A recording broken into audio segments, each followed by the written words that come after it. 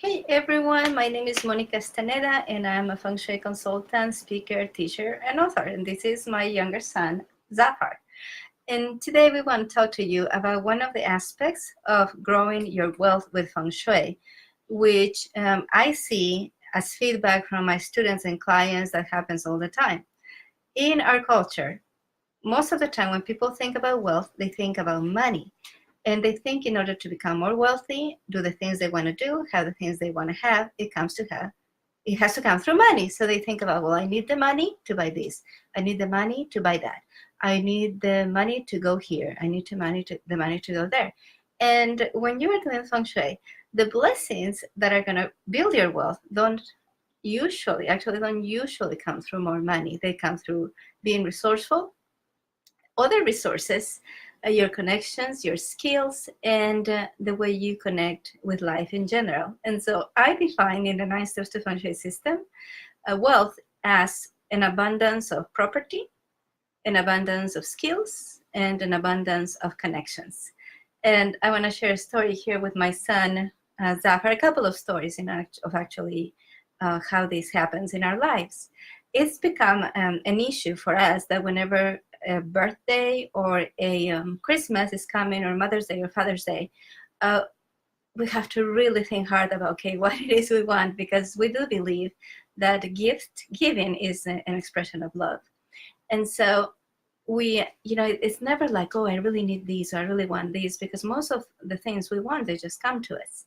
And so feng shui is a seasonal business, and I have been working really hard to break out of the feast or famine mode that you usually have with a feng shui business, which it has a couple of high seasons in the year, and the rest of the year it's kind of low.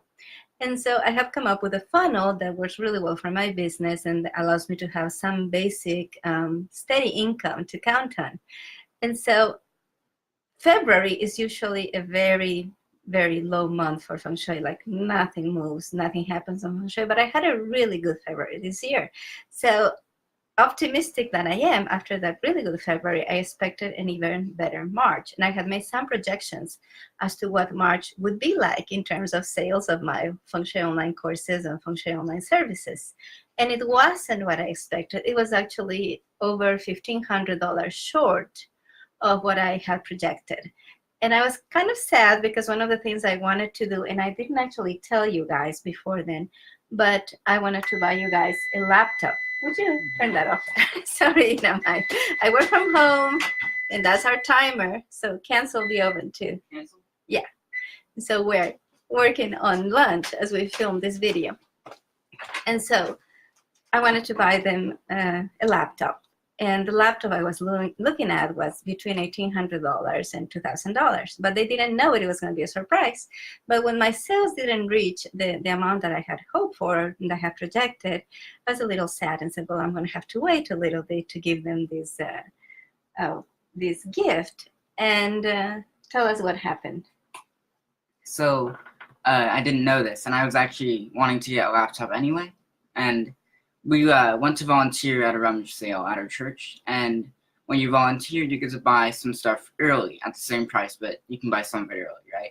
And someone drops off a laptop, and this laptop is a $1,500 laptop, and I got it for $80. So. Yeah, and it was a laptop that was almost new, hardly ever used. It had some little problem that they had fixed. Was refurbished. So it was like getting a refurbished computer, and to get it new, you would have to pay $1,500 to $1,800. And actually, this is something I learned afterwards. The computer I wanted to get them is not what they wanted, because they wanted to get a computer that ran Windows so they could play certain games on the computer. Of course, I wanted to get it for school purposes, right? And so that's one instance where my children just manifesting things through being resourceful but watchful, right? Because they had to notice there was a rummage sale coming up. They had to be willing to volunteer, and they did work really hard when they volunteered. And and they were needed to be able to look at the opportunity, because when I first saw that laptop, I'm like, I don't know, I'm not sure about getting a laptop at a rummage sale. You don't know how long it's gonna last, how good it is, and but they did their homework. They did their homework, and the computer materialized, and now they have a great laptop that I didn't have to pay for. Another thing, and that happened, let's tell them about the camp. So summer's coming up, and we're looking at a camp. A friend of ours has sent us a link recommending a certain camp that was in a retreat place in the mountains of North Carolina, a really beautiful environment.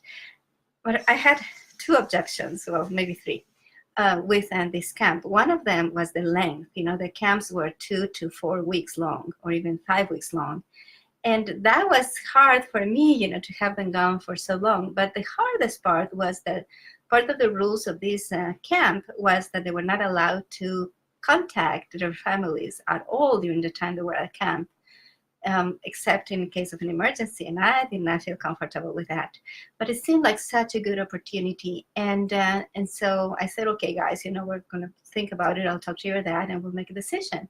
And this camp was going to be over $3,000 for the 2 kids. And so I told them, well, we'll think about it. We'll come back to this website. We'll bookmark the website and all that. And it was the very next day, I went to the gym, and someone at the gym approaches me and asks me, how old are your kids now? And I told her, well, they're 13 and 16. And she said, they are the perfect age. There's a YMCA camp coming up. It's a leadership camp, and it happens in the mountains of North Carolina in this beautiful retreat-like setting. And it was so eerily similar to the camps that we had been looking at. But it was just a week long, a week, I can handle that. And so I was about to ask her, how much is it? And then she tells me the Y is going to pay for it. And so this is something amazing. And these are the kinds of things that happen when you optimize your home with feng shui for wealth growth.